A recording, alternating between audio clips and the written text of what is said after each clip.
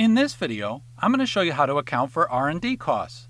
Now, if you've taken a basic accounting class, you probably heard that R&D costs are expensed as incurred. And while that's the general rule, there are important exceptions. So I'm going to walk you through how to account for R&D costs under US GAAP. Then I'm going to do an example, and then I'm going to show you how the rules differ under IFRS. So let's get started. Under ASC 730 US GAAP, research and development costs are those costs that are incurred to plan or design a new product or process, or to make a significant improvement to an existing product or process. So it doesn't need to be a brand new product. It could be an existing product, but it needs to be more than just a routine tweaking of that product. It needs to be a significant improvement. Now, under US GAAP, for it to be R&D costs, it must be related to products that the company intends to sell, lease, or market to customers. Internal use for SG&A purposes is not considered R&D under US GAAP. That's an important distinction with IFRS, because IFRS, under some circumstances, there can be things that are developed for internal company use, not intended to be sold or leased to customers, that could be considered R&D. But under US GAAP, it's got to be that you're developing or researching and developing some type of product that you intend to market to customers for it to count as R&D. So I want to give you some examples, and these are straight out of the US GAAP codification, ASC 730, of examples of R&D. Now, you'll see a common theme if you pause the video and take a look at these. It really comes down to research, design, and testing is how I think about this. So research, design, and testing for a new product or an existing product they're making significant improvements to. Now, ASC 730 gives examples of things that are not considered R&D, and the common theme with these things that are not considered R&D, if you see the words commercial production. So basically, when you're building a prototype, when you're saying, oh, you know what, I got this potential product, let's make a prototype, let's make a few of them, let's do some testing, that's R&D. But once you say, well, no, I actually have the product, we've done all the testing, this is the product, we're going to do large-scale commercial production. At that point, it's no longer R&D. So once something enters into commercial production, then it's not going to be R&D anymore. Also, there are other examples, legal costs related to applying for patents, defending patents, and so forth. Okay, so those are the things that are not considered research and development costs. Now that we defined R&D, we gave some examples what is and what is not R&D, how do we account for it?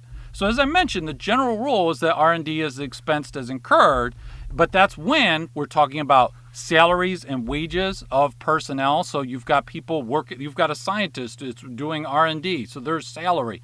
Okay, so that's going to be an R&D cost that would be expensed as incurred. If the company pays money to construct equipment and facilities that have no alternative future use. This is important, this no alternative for future use. So basically, they're building equipment, for example, to make some prototype for some new product, and that equipment that they're making, when they're done with this R&D project, the company will have no use for this equipment. So there's no alternative future use to this, so then the cost of building that equipment or that facility is just going to be expenses as incurred. It's not going to be capitalized and made an asset. Now, in-process R&D, this is get a little complicated. So in-process R&D is company has acquired R&D from another company, either through an asset acquisition, they bought a group of assets, or a business combination, they bought a whole company. So in-process R&D, so you acquire a group of assets from another company, and they've got some ongoing R&D, okay, it's in process. If it has no alternative future use, so you got the R&D as an asset acquisition, you didn't buy the whole company, you just bought an asset or a group of assets, and there's no alternative future use beyond that R&D project, then that cost would be expensed as incurred. If the company were to pay another firm to conduct R&D on its behalf, then whatever that company is paying that other firm, that would be expensed as incurred. So those are the things that R&D that are expensed as incurred. But as I said, there are exceptions. There are cases where you're going to actually capitalize, which means make an asset, the cost of R&D. So one example, the cost of any materials, equipment, or facilities that do have an alternative future use. So if the company is building a piece of equipment and they say, you know what, Yeah, this is to build this prototype for this potential new product. But actually, this equipment, even if this doesn't work out with this project or does work, whatever, in the future, this equipment, we're going to use this for a lot of things at the company. It has alternative future uses. In that case, you would capitalize these costs, so you'd make them an asset. You don't just expense them immediately. Now, if you've capitalized the cost of equipment or facilities, those costs would be depreciated over time, and that depreciation expense would be included in the company's R&D expense. So when they disclose what their R&D expense is, there might be some depreciation costs in the R&D if it pertains to equipment or facilities that have been capitalized because they had an alternative future use.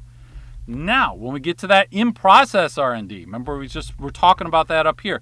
So in-process R&D, if they acquired it in an asset acquisition, so they bought one asset or a group of assets from another firm, there was some in-process R&D that they acquired, and there's an alternative future use for whatever they got, then they would capitalize the cost, make it an asset, but then amortize it over its expected future life. Okay, now that those amortization costs will be included in the total R&D expense reported by the company for each period. Now, in-process R&D, which was acquired in a business combination. And if you say, hey, I don't get the distinction, asset acquisition, business combination. Asset acquisition, the company's just buying an asset or a group of assets from another firm. Business combination, they're buying another company.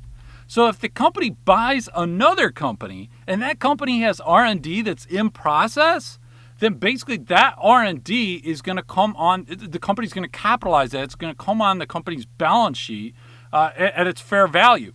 And then it's not going to be amortized. However, beginning with the next fiscal year, it's going to be tested for impairment annually. So in-process R&D acquired in a business combination, it's going to be capitalized, not amortized, tested for impairment every year. If the R&D is acquired in an asset acquisition, depends on whether it has an alternative future use or not, of whether you expense it or capitalize it. And if it's capitalized, it will be amortized. That's a lot. Let's do an example. Okay, so we got a company called Soda Pop Corporation. Let's say that, so we got the following info, and then at the end we'll calculate what was their total R&D expense for the year. So let's say they spent $10 million on R&D to create a brand new drink. And $2 million of that $10 million, so $2 million of that was personnel costs. And then the remaining $8 million of that $10 million was to build equipment that has no future alternative use. So it's just relevant to develop this new drink, and then beyond that, it doesn't have any use. Soda Pop also paid another firm, a contractor, $7 million to reformulate one of its existing drinks. Okay, so $10 million up here for R&D, and then we had paying this contractor $7 million, and then Soda Pop spent $1.5 million researching ways to improve their accounting system and develop a new accounting system. So they're just like, hey, let's improve our accounting system. They did some research, they developed a new system.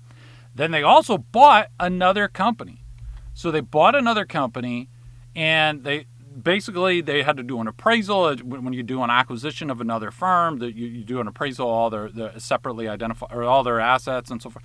So they identified in-process R&D fair value $45 million. Question is, for this year, given all this information, what's the R&D expense for the year? Because the company's going to have to disclose that. Some companies don't put R&D expense on the income statement. For those companies, they'll put it in the notes to the financial statements. But they'll have to disclose. For every year that they put out an income statement, they have to disclose the total R&D expense. Okay, so you'll find that somewhere in the notes if it's not on the income statement. So what is the R&D expense for this year? Well, let's take a look at it.